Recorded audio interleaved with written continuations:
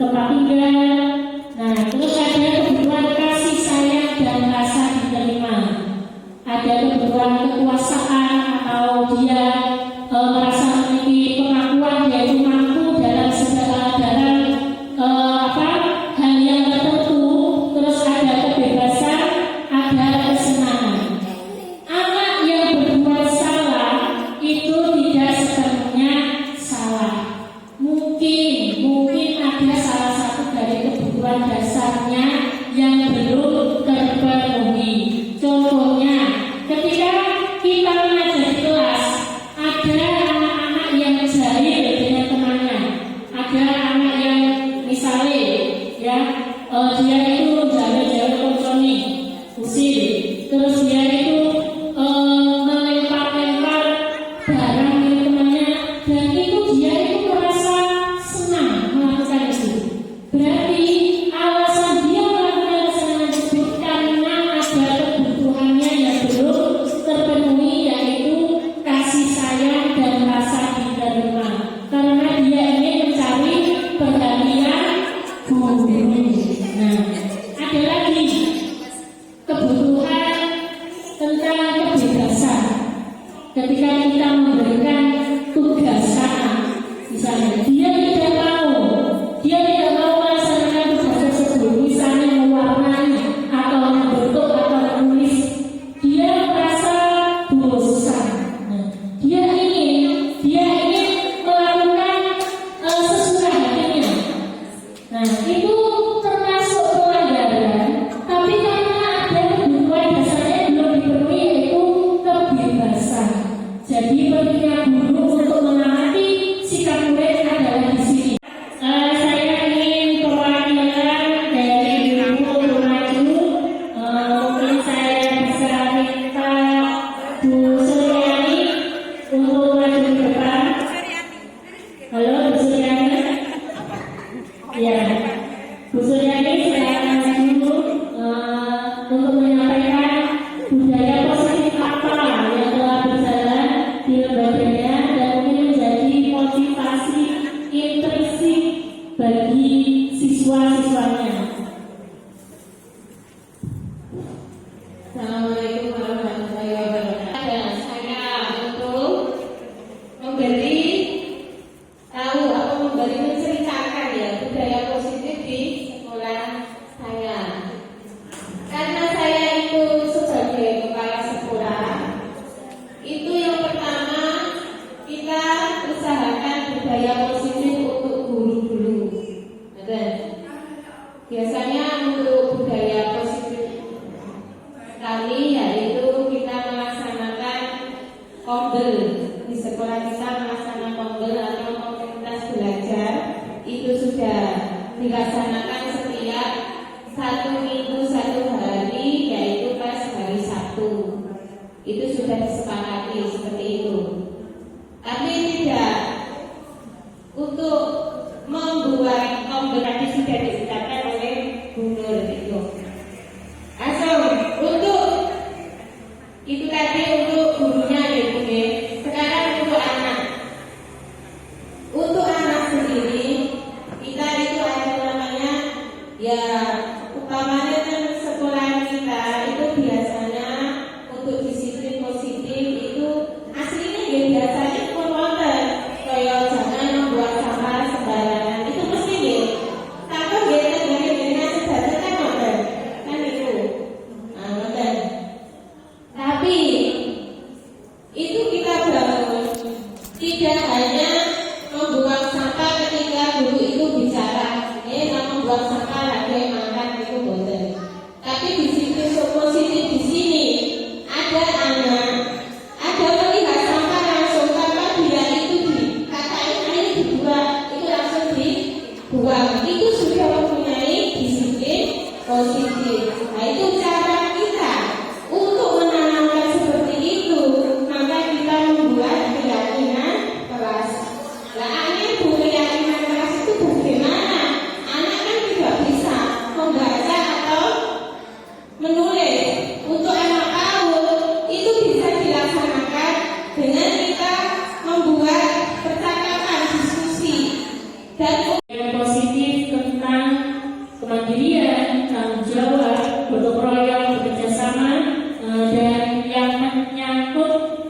nilai kebajikan yang sudah ibu-ibu semua terapkan. Nanti ibu-ibu bisa menulis dan menempelkannya di papan yang sudah disediakan. Mohon datanya nilai budaya. Kak, budaya yang sampean lakukan di sekolah, kebiasaan baik.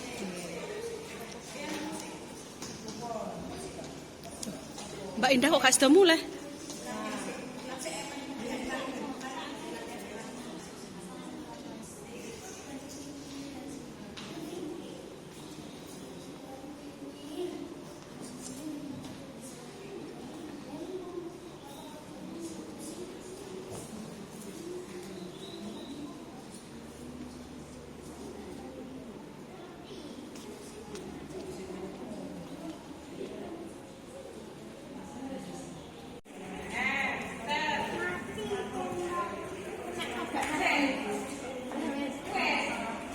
Kena ya wis Mbak Pina.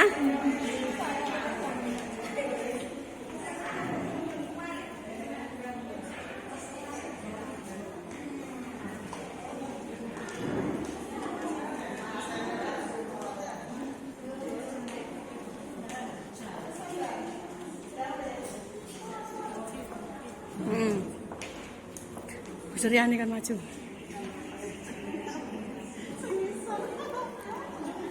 Ya, baik itu peraturan, baik itu kegiatan kelas.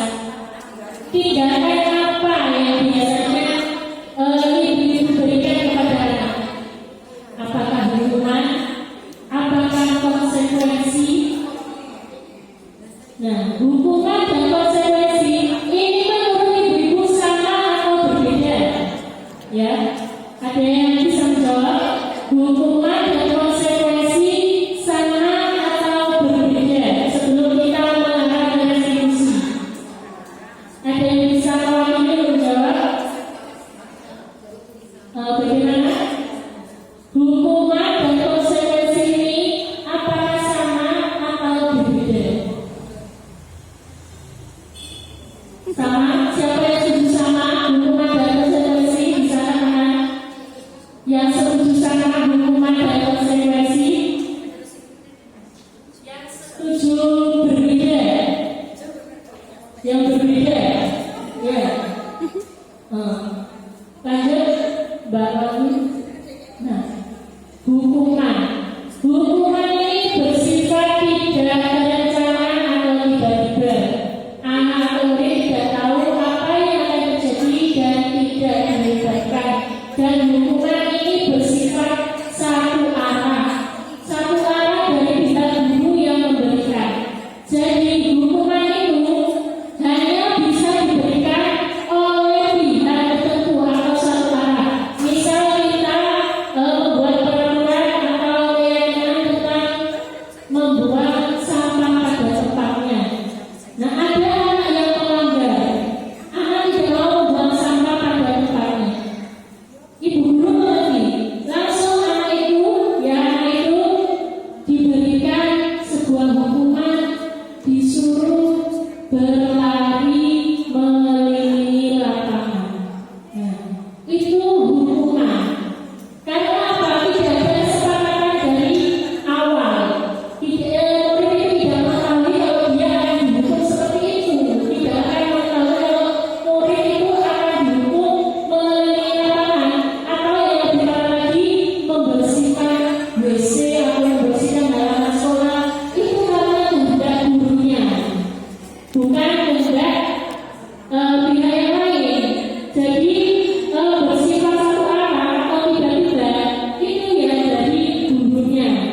Anak tidak menyelesaikan tugas misalnya, anak tidak menyelesaikan tugas tepat waktu, dia dihukum berdiri di kelas. Itu kan keinginannya gurunya, hukumannya itu tidak keinginan muridnya juga, dan itu datang secara tiba-tiba. Dan biasanya hukuman yang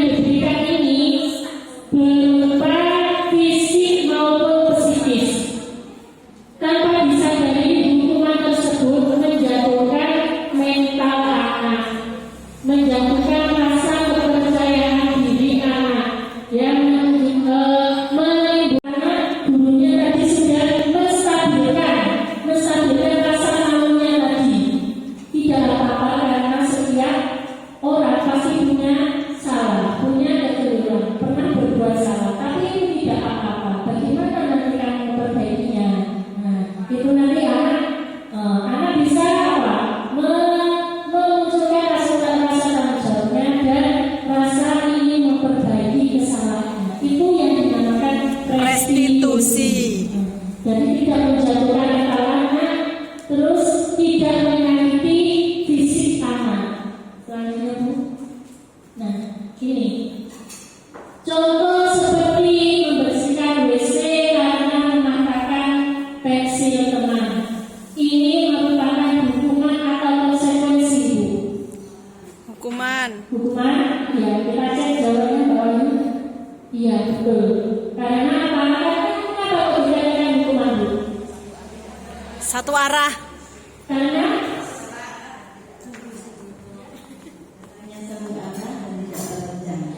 betul sekali. Ada yang lain? Karena sudah memberi tugas atau benda berupa apa itu tindakan membersihkan WC. Denda jere. Ya, membersihkan WC termasuk hukuman yang berat ya. Jadi bisa anak itu merasa malu, bisa saja dia merasa malu dan merasa lelah. Merasa lelah karena hukuman ini mungkin terlalu berat bagi anak-anak. Nah, lanjutnya Bu, membersihkan tumpahan air di meja tulis karena tersenggol pada saat belajar. Ini hukuman atau konsekuensi Bu? Mana jawabannya? Konsekuensi. Ya, kita lihat. Ya, betul sekali. Karena konsekuensi ini hukumannya itu pada saat belajar, ya, pada saat belajar. Jadi itu sudah masuk dalam keyakinan kelas terkait kebersihan kelas atau dalam pembelajaran itu anak secara tidak sengaja. Nah, ini hukumannya adalah ini adalah konsekuensi yang berlaku karena ada kesepakatan dari awal pembelajaran. Masuk kelas kita membuat keyakinan, kita membuat kesepakatan dan hukumannya itu sudah sudah diketahui anak dan murid dan tidak berat, hanya membersihkan saja, hanya mengelap saja, itu tidak berat. Selanjutnya Bu, yang konsekuensi yang kita berikan, misalnya anak disuruh untuk bernyanyi atau berdiri di depan kelas. Nah, itu tapi kan sudah tahu, dua-duanya sudah tahu, Bu guru tahu, anak muridnya juga tahu kalau nanti dia melanggar peraturan kelas, dia akan dihukum seperti ini, dia sudah tahu. Nah, kalau masuk ke kelas terlambat 15 menit misalnya, maka dia juga akan kehilangan waktu istirahat 15 menit. Itu kesepakatan yang terjadi antara guru dan murid. Jadi murid tahu, guru juga tahu apa yang akan terjadi konsekuensinya nanti. Jadi hukuman dan konsekuensi ini jelas berbeda. Kalau hukuman itu satu arah dari guru saja pemberian hukumannya, tapi kalau konsekuensi ini sudah ada kesepakatan guru dengan murid. Lanjut Mbak. Nah, ini kita menuju ke restitusi. Restitusi ini adalah proses menciptakan kondisi bagi murid untuk memperbaiki kesalahan mereka sehingga mereka bisa kembali pada kelompok mereka dengan karakter yang lebih kuat. Restitusi ini Bu,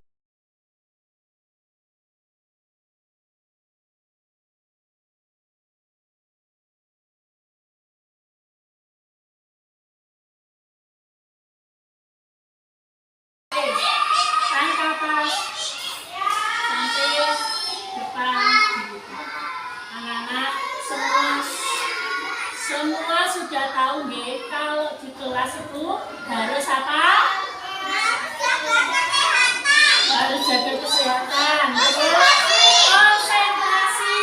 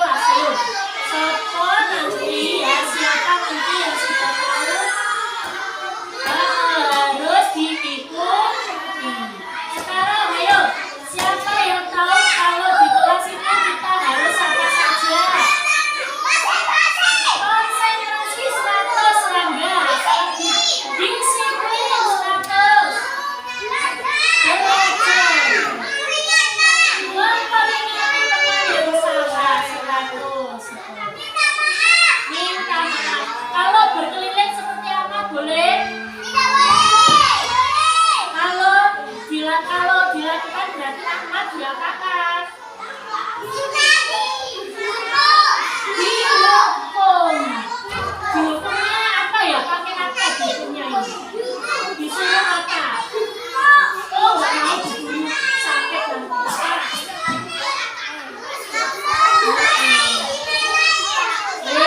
Sekarang tak tunjukkan ya kata Rangga tadi disiplin. Oh, disiplin gambarnya seperti apa ini? Seperti apa? Anak sekolahnya ramai atau tidak ya? Apakah ramai? Coba lihat. Ramai atau tertib? Tertib. Lo mau mendengarkan buku? Oh, sudah kembali ke tempatnya. Atau belajar membuka buku ini. Lo ini lo tadi sudah dibuat. Iya, kalau lagi ya. Ayo, siapa yang tahu ini gambar apa?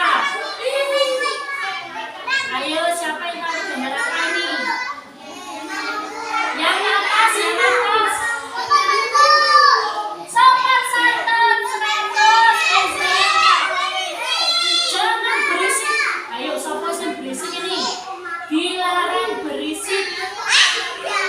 Oh, itu ya, berisik ya.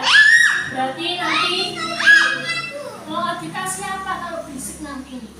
Dikasih hadiah atau dikasih hukuman? Di sekolah siapa nih Rangga? Lambene. Amir duduk, Amir. Duduk yang bagus. Duduk yang bagus ya. Terus yang atas ini gambar apa ya? Lihat ke atas Nisa. Allah. Siapa ini yang dihormati? Pak Guru, Bu Guru. Terus ini siapa? Amir Guru. Amir Pak. Oh ya Allah, itu namanya sopan santun menghormati orang tua. Ya teman-teman, Wafi, Melvin, ayo ini sudah ada kesepakatannya. Kalau di kelas tidak boleh teriak, tidak boleh bicara sendiri, karena bisa mengganggu. Ayo, Bu Guru punya gambar. Iya, 100. Apa ini? Gambar apa? Merapikan mainannya ya Allah, Masya Allah, pintar. Mbak Iren, kalau di kelas harus apa? Menjaga mainan. Setelah bermain harus dibereskan. Oh, ini tertib apa tidak? Sudah berapa? Sudah berapa pelanggarannya ini? 2. Berarti dihukum yang 2 nantinya. Ada. Oh, itu rame sendiri tuh. Pelanggaran atau tidak ini? Pelanggaran. Nanti Bafi, Melvin siap-siap ya, ayo siap-siap. Kelvin barang, Ahmad siap-siap loh. Ayo, sudah dikasih tahu peraturannya kok. Ayo duduk yang bagus. Iya. Siapa yang suka merapikan mainannya? Ayo. 100 semua jadi disiplin. Yang mau merapikan mainannya berarti disiplin.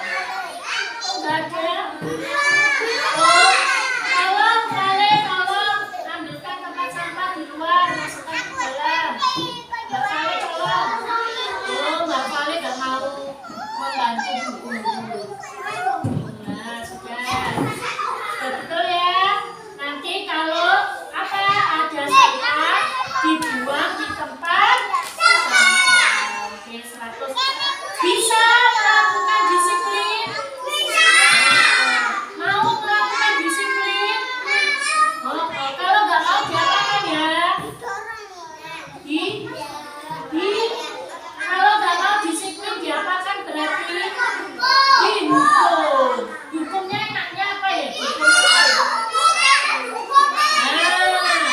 Diapakan enak ayo. Dihukum apa? Disuruh apa? Di sini berdiri kan? Belum izin berdiri mau saya. Tangan ke atas sampai depan tempat mengucapkan salam.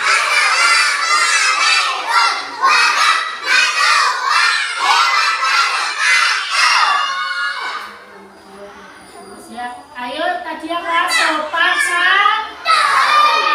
Tujuannya saya sopan. Berdoa mulai.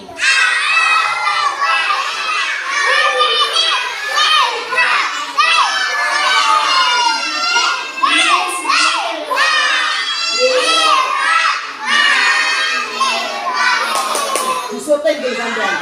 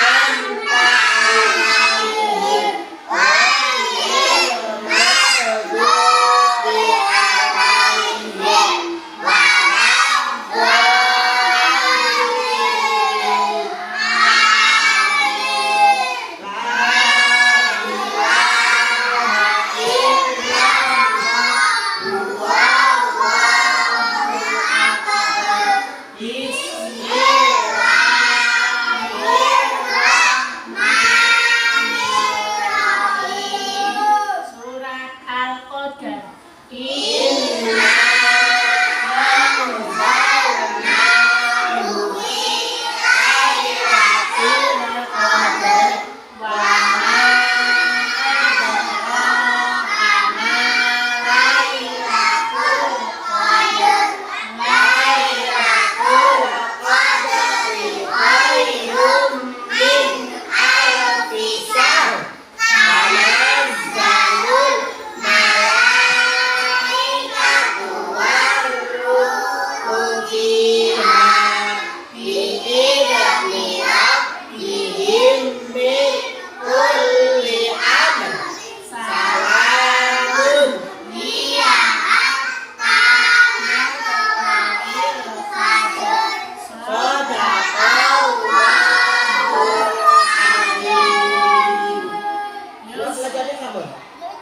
Doa mau belajar nih.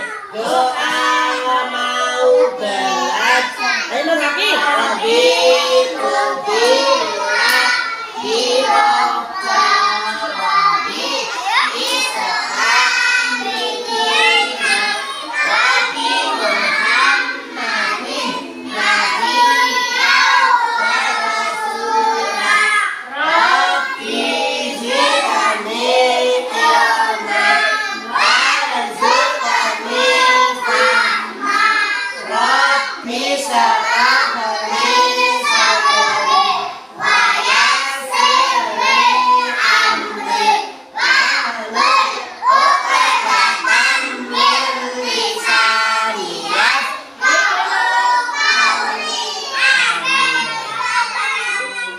Anak-anak jangan Paulina ya, ko ya, Pauli. Halo, Melvin, Mas Melvin. Sebelum belajar, semua dek, ayo kita disiplin. Disiplin tadi apa saja?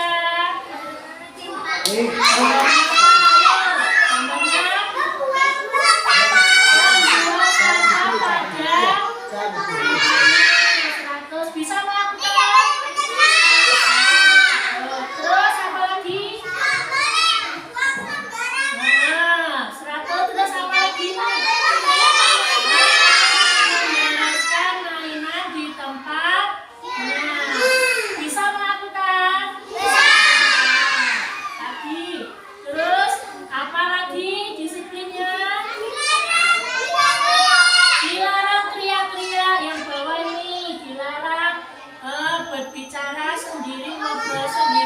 belajar, deh. Terus yang atas ini sopan santun kepada siapa? Guru. Terus nggak boleh marah pada orang tua. Sama temannya juga. Sama temannya juga harus sopan. Nggak boleh apa? Mengejek, nggak boleh bertengkar. Bisa melakukan? Bisa. Tidak boleh mengganggu teman. Serak mana? Oh, nggak boleh menjawel. Bisa melakukan? Bisa. Iya, 100. Gak boleh mukul teman nih. Terus lagi ya, konsentrasi. Disiplin tertib mengikuti siapa? Guru. Mengingatkan temannya yang berisik. Bisa melakukan? Kalau ada yang tidak bisa melakukan, dikasih apa ya? Dihukum. Berdiri di lapangan. Panas. Kasihan, deh. Yang lain. Kalau tidak bisa melakukan, dikasih apa? Ayo. Disuruh apa? Dihukum. Berdiri di kelas. Oh, kasihan kalau di lapangan. Di kelas saja ya. Oh, kalau ada temannya berteman dengan temannya, berarti disuruh apa? Hah? Bilang di guru. Oh, dinasihati nanti sama gurumu. Siap melakukan? Melakukan apa? Disiplin yang bagus, yang baik, karena ini semua anak pintar semua ini. Siap belajar? Soleha, 100. Rangga itu soleh. Nih perempuan itu Mbak Lena, Mbak Siren, Mbak Sera, dan lain-lain. Berarti soleh. Mau jadi anak soleh-soleha? Berarti semua yuk, duduknya anteng, tetep. Siap belajar? Tiap gambar memang ada lagunya Bu. Lagunya Nena. Ya. Apa itu lagunya apa? Mau Buang sampah. Siapa yang tahu Ayo lagunya? coba siapa lagu yang nyanyikan lagu? Ayo jagalah lingkunganmu. Ayo coba. 1, 2, 3 ayo. Jagalah lingkunganmu agar bersih selalu. Ayo ikut semua. Jagalah lingkunganmu agar sehat selalu. Kebersihan pangkal kesehatan. Kesehatan sangat diperlukan. Hidup bersih menjadikan sehat. Hidup sehat, kerja pun giat. Satu lagi. Ayo, ada satu lagi apa tuh? Apa? Mainan. Ayo, coba lakukan. Ayo. Beres, beres, beres, beres. Yang bersih, yang rapi. Beres, beres, beres, beres, beres, beres. Yang rapi, yang rapi. Sekali lagi. Sana lebih pintar lagi.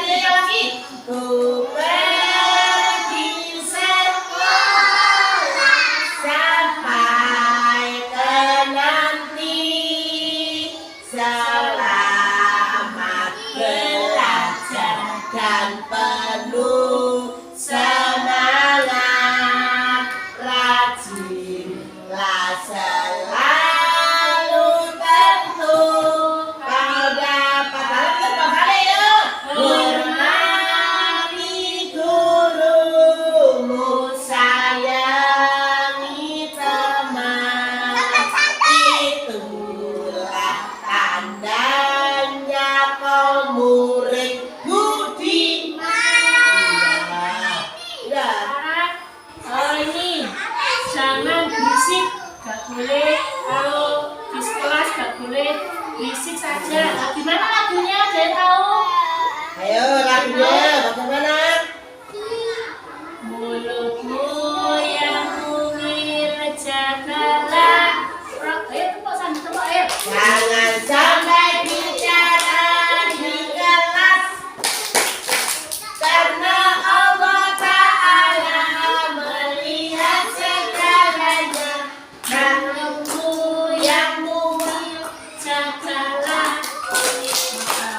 Jangan sampai berkata yang salah, karena Allah Ta'ala melihat segalanya. Mulutmu yang mungil jagalah. Yo Mbak Nisa berkeliling, betul atau salah? Waktunya Mbak Nisa, dulu Mbak Nisa. Salah? Gak boleh ya. Sekarang yang terakhir, ayo. Gambarnya. Ayo. Internet di kelas, ayo deh. Internet di kelas konsentrasi. Konsentrasi gak boleh apa? Gak boleh gaduh. Ya, tepuk konsentrasi. Konsentrasi. Ayo konsentrasi. Konsentrasi. Dimulai. Tepuk tangan buat kita semua, oke?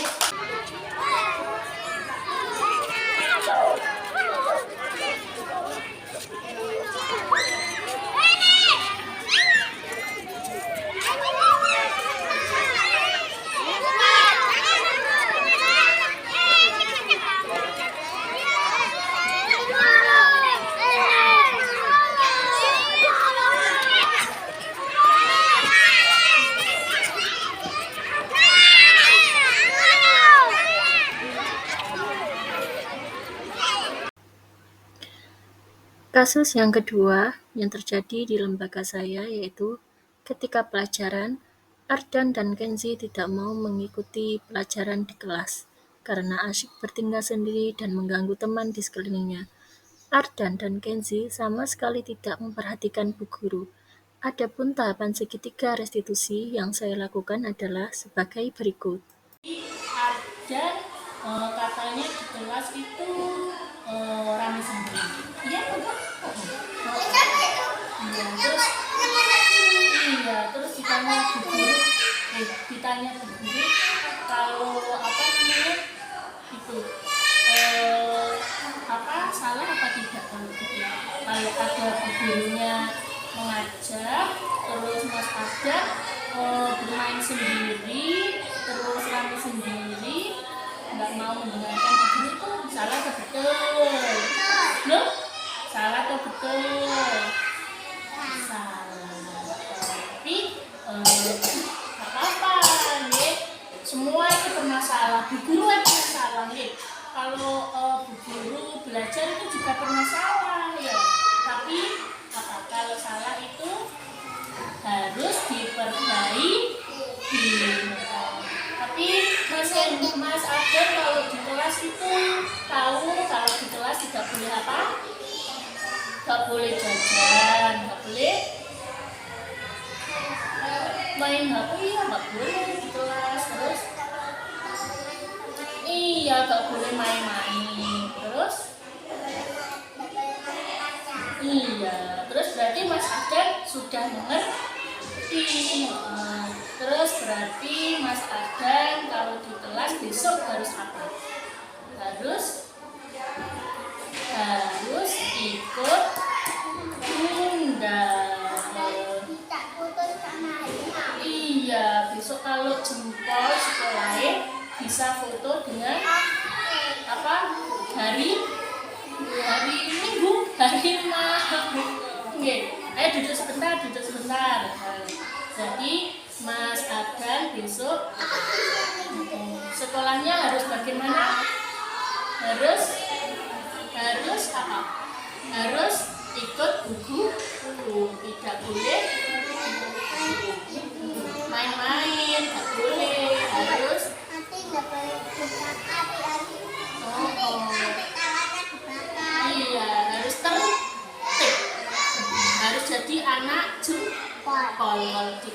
selalu ikut buku.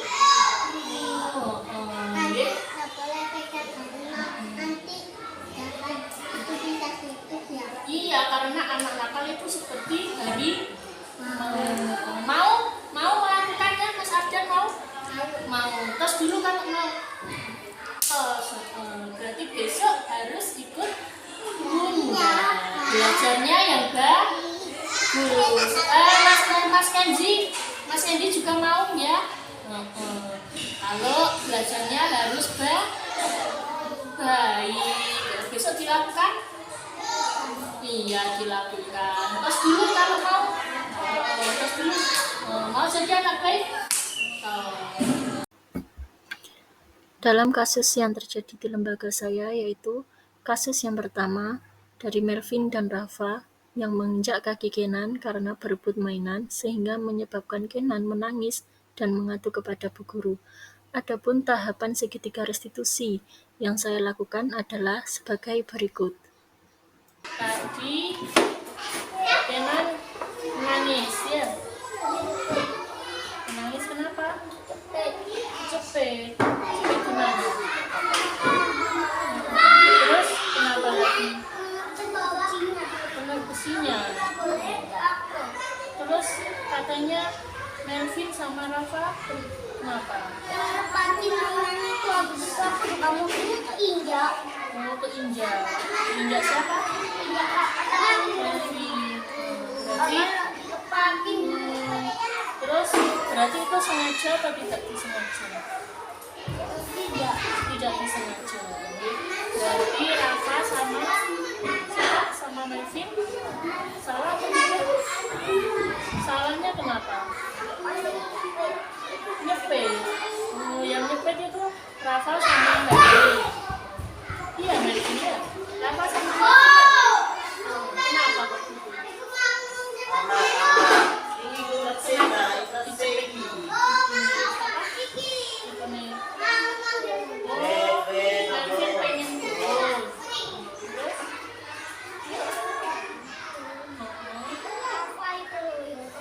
Oh, Rafa ya kepengen gol. Terus nggak sengaja kepengen. Sengaja. Disengaja atau tidak disengaja? Yang cepet itu?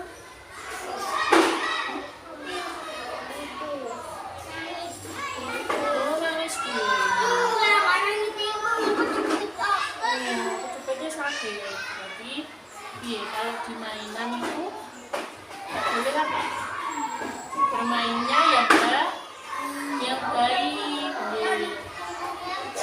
Kalau sama teman apa harus mau gantian, harus mau antri. Kalau main tadi main apa? Tukar-tukaran. Enggak, pokoknya kalau tadi cuma dulu. Oh, jumpa juga. Berarti kalau jumpa juga itu mainnya berapa orang itu? Kan kalau satu dua orang tambah ada satu dari balak itu. Oh, tapi tak.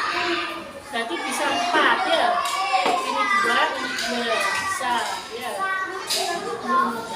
Jadi kalau main harus hati-hati. Gak boleh apa sama teman, gak boleh meluka. Kalau di sekolah gak boleh apa kemarin. Sama temennya kalau di sekolah gak boleh apa.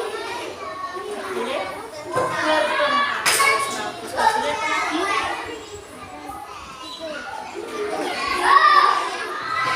Oh iya, 100. Ini yang bagus. Berarti gak boleh kasar-kasar 100. Jadi sudah tahu apa aturan. Jadi besok kalau main harus ya hati-hati 100 Melvin. Jadi sekarang sudah mau ya. Berarti mau minta maaf sekarang. Saling dulu. Iya.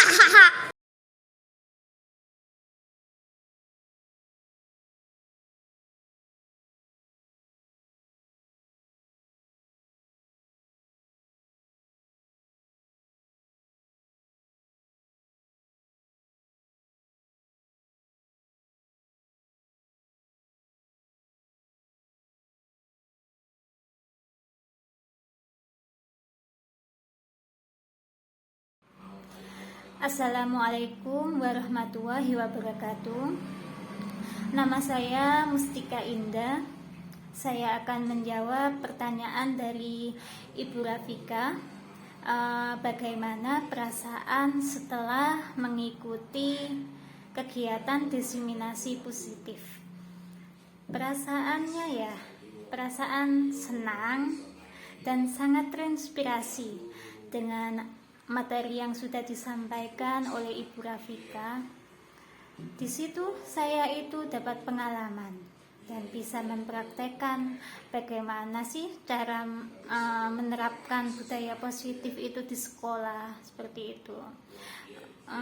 Dan jika budaya positif tersebut itu diterapkan pada siswa seperti disiplin, saling menghargai, menghormati, kalau itu dibiasakan, itu sangat berdampak baik.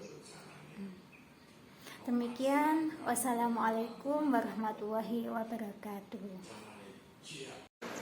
Baik, menurut saya bagaimana perasaan setelah mengikuti kegiatan diseminasi budaya positif dan bagaimana tanggapan jika diaplikasikan di sekolah. Tentu saja perasaan saya setelah mengikuti kegiatan tersebut membuka wawasan saya terkait dengan pengetahuan atau dampak dari pembelajaran tersebut, ya, sesuatu pembelajaran yang positif. Kemudian bagaimana tanggapan jika diaplikasikan di sekolah? Menurut saya jika hal tersebut diterapkan di sekolah justru akan menambah karakter siswa itu menjadi lebih baik lagi, karena budaya positif seperti disiplin, tata tertib, kemudian juga saling menghormati, itu adalah nilai-nilai karakter yang harus dipahami oleh anak-anak, tentunya anak-anak usia dini. Terima kasih. Perasaan setelah mengikuti kegiatan diseminasi budaya positif yaitu merasa senang dan antusias karena dengan diaplikasikannya kegiatan tersebut di sekolah dapat membantu anak yang bermasalah agar lebih disiplin pada tata tertib tanpa adanya hukuman, tetapi memunculkan motivasi pada di dalam diri anak sehingga menciptakan pembelajaran yang nyaman.